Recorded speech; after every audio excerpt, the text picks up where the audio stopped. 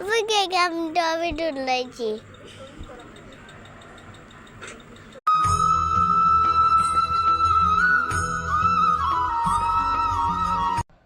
বাজ পাখিকে পক্ষীরাজ বলা হয়। বাজের আয়ু হলো মোটামুটি 70 বছর।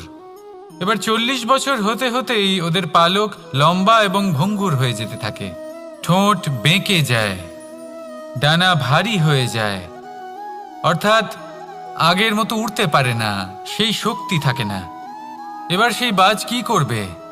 বাজ সব থেকে কঠিন নির্বাচন করে, নির্বাচন নিজের পুনর্স্থাপনার।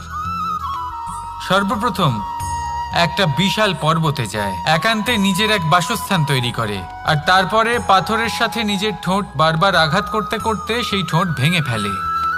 তারপরে সে অপেক্ষা করে।